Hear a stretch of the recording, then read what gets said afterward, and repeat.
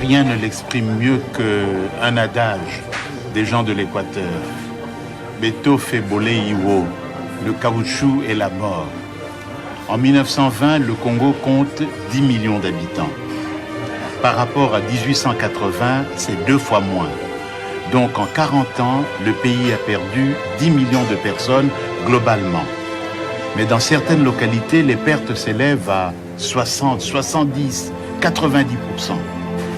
Donc le caoutchouc a été la catastrophe. Jamais les peuples du Congo n'avaient connu un désastre pareil.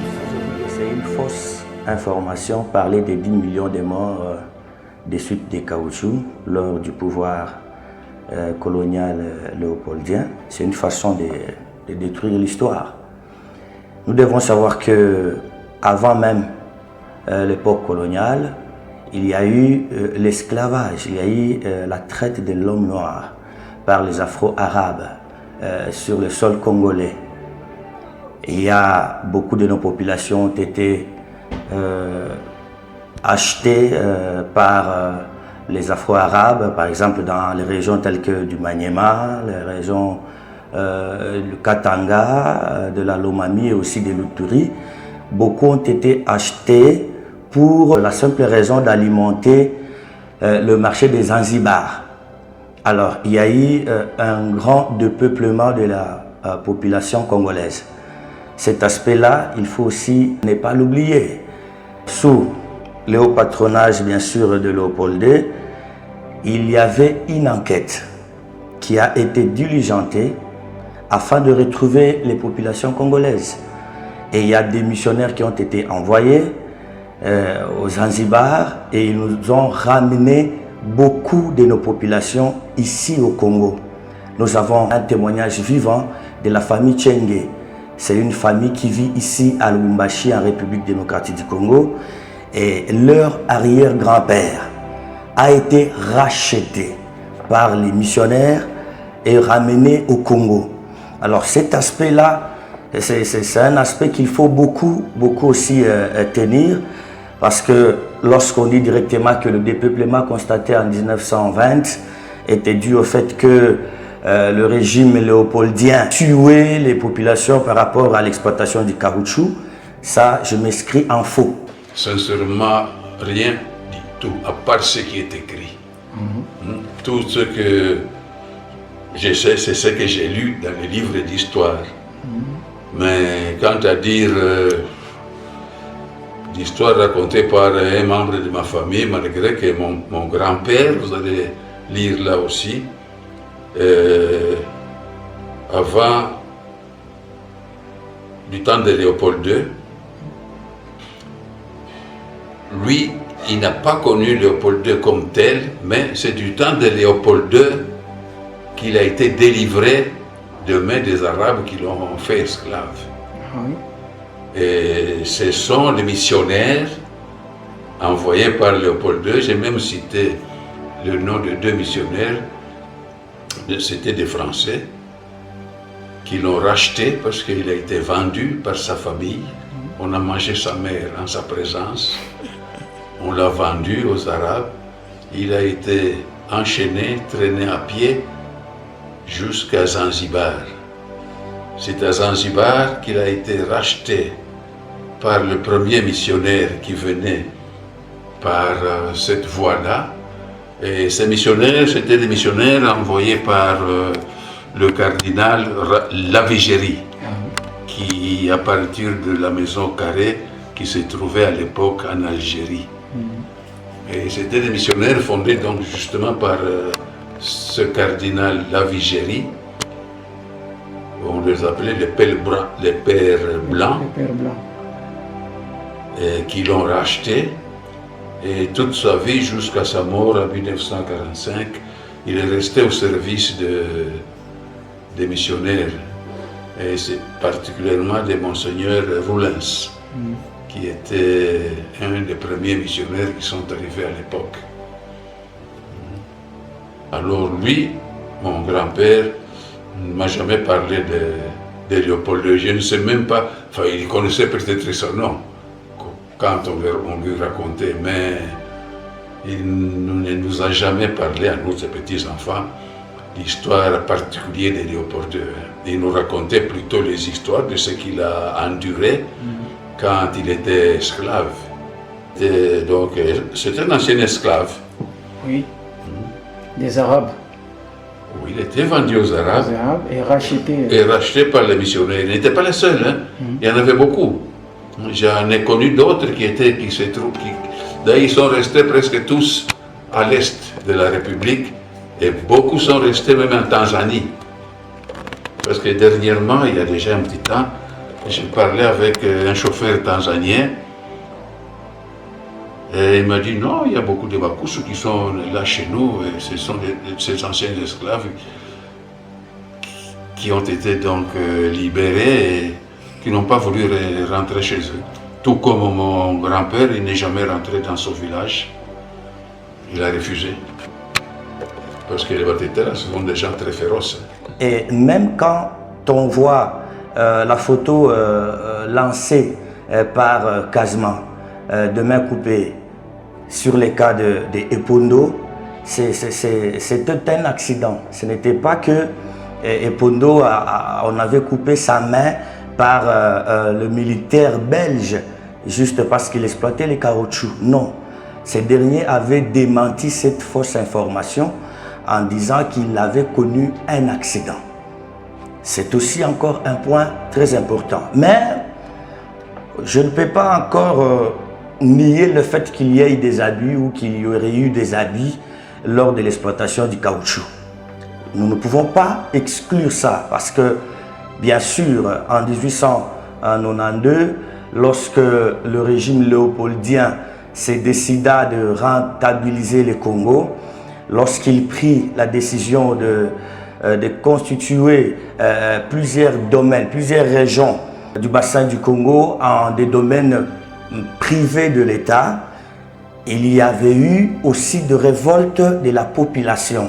Lorsque vous venez exploiter une région et que cette région est exploitée par les autochtones, par la population d'une manière sauvage bien entendu, et quand vous venez, vous leur demandez non, laissez, nous allons exploiter, il y a toujours eu des révoltes. Et lorsque la population s'est révoltée, l'armée ou encore le régime avait des méthodes de faire comprendre la nécessité à cette population de laisser l'État gérer l'exploitation du caoutchouc afin de rendre l'État indépendant du Congo rentable. Mais lorsque d'autres personnes n'acceptaient pas, je n'exclus pas le fait qu'il pouvait y avoir de dérapage de la part de l'armée. Mais cela ne veut pas dire que des Congolais qu'on a constatés comme dépeuplés en 1820 étaient dus par le fait de l'exploitation du caoutchouc. Ça, c'est faux. Alors, nous devons bien revoir cette affirmation-là afin de donner une histoire vraie de notre nation, une nation qui attend le meilleur demain.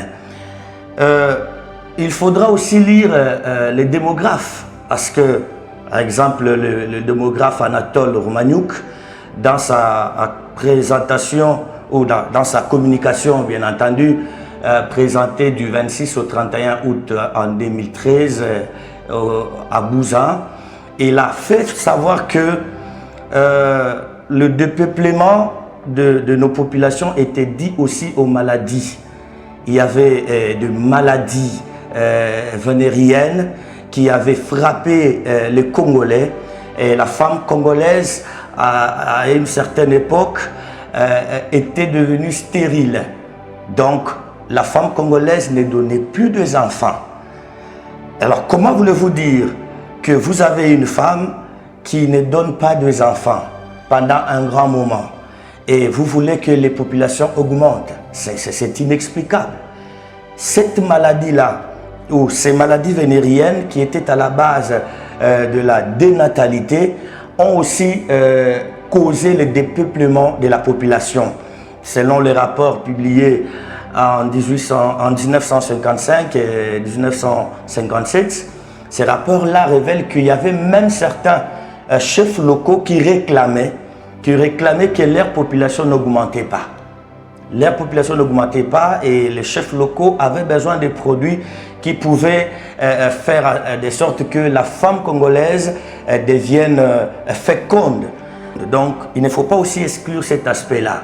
Donc, tous les dépeuplements constatés, il y a plusieurs aspects qu'il ne faut pas oublier. Mais il y a le démographe congolais, le démographe Séraphin Kondo, qui a d'ailleurs révélé dans sa communication présentée en 1987, il a même dit que c'était grâce à l'arrivée de l'homme blanc qu'il y a eu un peu, qu'on a mis fin à la traite de l'homme noir.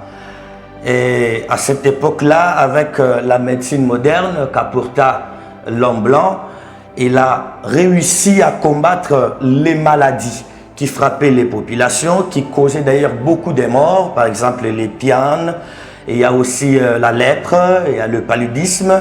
C'est grâce à la médecine apportée par l'homme blanc qu'on a pu obtenir l'éradication de toutes ces maladies-là. J'ai lu encore d'autres livres où on parle qu'on a minimisé certaines pandémies qu'il y avait à l'époque, qui ont fait des ravages aussi. La maladie du sommeil, entre autres. Il y avait une maladie qu'on appelait Caputula. Ça, c'est un de mes oncles qui me parlait de ça. Et d'ailleurs, le régime léopoldien a beaucoup combattu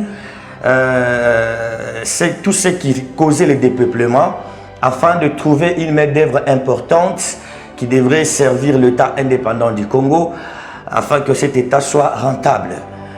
Il faudra aussi lire aussi le juriste congolais qui vit à Lubumbashi, le maître Marcel Yabili. Il a aussi fait de critiques historiques très importantes sur le plus grand fake news dans son ouvrage intitulé « Le roi génial et formateur de Lumumba ». Il nous a aussi démontré comment cette affirmation, cette information des 10 millions de morts n'est qu'une fausse information. Ce n'est qu'une fausse information. De mon humble avis, je demanderai au professeur Eli Kiambokolo ainsi qu'à d'autres historiens congolais qui soutiennent la thèse des 10 millions de morts de bien revoir encore les recherches afin de donner à la jeunesse congolaise une bonne histoire, une histoire bien écrite sur notre nation, parce que nous comptons à une nation meilleure demain, à une nation qui sera bâtie sur la vérité et non plus sur le mensonge. Sinon, il y a eu des douleurs, bien entendu, lors du régime léopoldien. Il y a eu des douleurs, tout a été accompagné par des douleurs. On a trouvé des villages qui étaient désertés, où il y avait jadis des gens, mais ces gens ne sont plus là. On a pensé directement à des morts, mais on peut aussi songer à des gens qui se sont déplacés pour aller s'enfuir loin des Blancs qui les traquaient. Donc, on ne peut pas normalement parler de 10 millions, je ne sais pas à partir de quel chiffre, parce qu'à ce moment-là, qui avait fait les recensements, mais ce sont des suppositions. Et est-ce que c'était un génocide, comme on le dit, mais il faut prendre ces choses-là avec beaucoup de réserve. Parce que d'un côté, évidemment, il faut reconnaître que les conditions n'étaient pas bonnes, c'était des conditions infrahumaines qui pouvaient apporter des morts, bien entendu.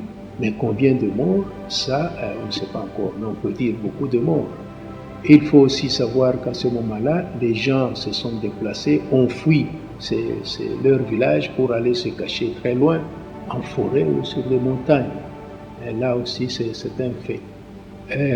Bon, quant à dire que c'est 10 millions d'habitants, moi, je ne saurais pas vous dire exactement si c'est vrai ou pas. Il y avait la chicotte qui a été utilisée, mais elle n'était pas utilisée dans le but de tuer. La chicotte était utilisée dans le but de pousser les Congolais au travail. Ça, il ne faut pas oublier. Cette chicotte était utilisée pour stimuler la personne à travailler. L'Européen est convaincu que le respect de la justice fait partie de son œuvre civilisatrice. Mais comment punir la faute quand certains affirment qu'en Afrique, la prison tue et que seul le fouet corrige? La chicotte restera longtemps un sujet de discussion. Mais la chicotte, c'était un air d'hippopotame. On était punis pour un vol, des blessures, toutes sortes de choses comme ça. Les Noirs, on les déshabillait, leur enlevait leurs culottes et on devait les frapper. Seulement, dès la première goutte de sang, ils devaient arrêter. Et les Noirs avaient trouvé un truc pour ça. C'est-à-dire qu'ils s'asseyaient pendant toute la nuit dans un bassin plein d'huile. Et leur peau était tellement fragile qu'au premier coup, ils avaient du sang qui sortait. Et comme ça, ils évitaient d'avoir trop de coups de chicotte. C'était parfois bien mérité, hein, ces coups de chicotte, il faut le dire. D'ailleurs, c'était une punition des nègres eux-mêmes. Les Noirs utilisaient la chicotte pour punir leurs propres hommes, dans leur propre tribu, et même les enfants. Qui donnait la chicotte? La chicotte était donnée généralement par un soldat noir, en général. 1997, lors de l'arrivée de Laurent Désiré Kabila, le feu président, l'héros national, lorsque Mouzé Laurent Désiré était entré en République du Zaïre, qui est aujourd'hui la République démocratique du Congo, il a aussi utilisé la chicotte. Il a aussi utilisé la chicotte avec l'armée qui l'accompagnait. C'était dans le but de redresser les Zaïrois qui étaient trop têtus et qui ne comprenaient pas facilement, qui n'obéissaient pas à la loi facilement, qui se comportaient de la manière qu'ils voulaient. Et cette chicotte-là a été utilisée pour remettre le Congolais dans sa voie. Mais il y a eu aussi des morts par rapport à cette chicotte-là. Il y a eu aussi des morts. Alors, c'est presque la même méthode qu'avait utilisé le régime léopoldien à l'époque pour remettre les Congolais à sa place, l'imposer à obéir à la loi. C'est une culture congolaise, même maintenant elle existe. Les Congolais obéissent difficilement à la loi. Les Congolais ont été toujours prêts à s'imposer ou à s'opposer à ce que l'État dit, même si cela va dans son intérêt. Alors, cette méthode-là a été aussi appliquée lors du régime léopoldien. Il y a aussi quelque chose qu'il ne faut pas que l'historien congolais oublie. Il ne faut pas aussi tout rejeter en bloc, même le bienfait de l'homme blanc. Il ne faut pas tout rejeter en bloc. Bien sûr, nous avons des douleurs, mais il ne faut pas tout rejeter en bloc. Vous savez l'histoire du Congo, il y a eu de grands hommes qui ont défendu l'indépendance de la RDC et qui criaient tout haut les méfaits, les abus causés par Léopoldé. Je prends l'exemple de Patrice Emery Lumumba. Je n'ai pas encore lu ni entendu Patrice Emery Lumumba crier que lors de l'exploitation du caoutchouc, il y a eu 10 millions de morts.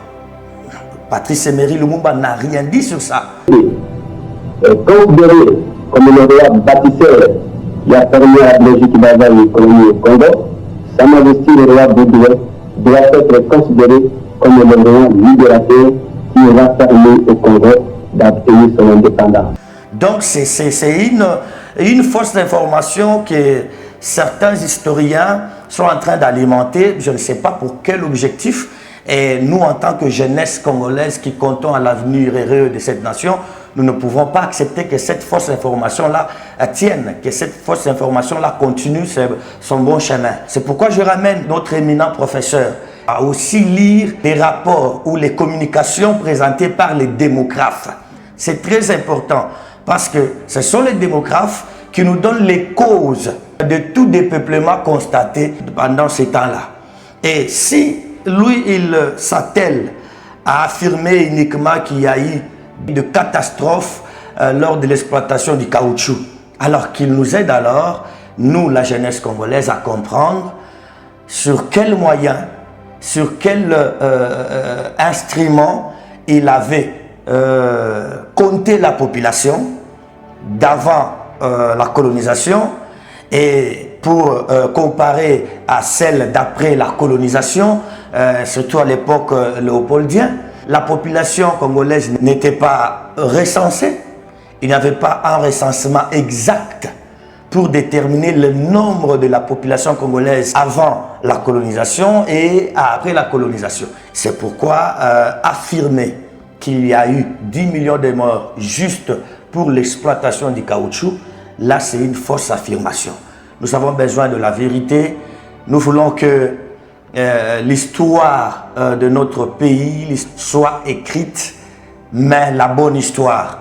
Pas une histoire où les mensonges est alimenté. Parce que plus vous alimentez les mensonges, plus vous induisez la jeunesse congolaise dans des erreurs et ce qui met en cause l'avenir de notre pays. Nous avons besoin d'un pays heureux, un pays assis sur la vérité.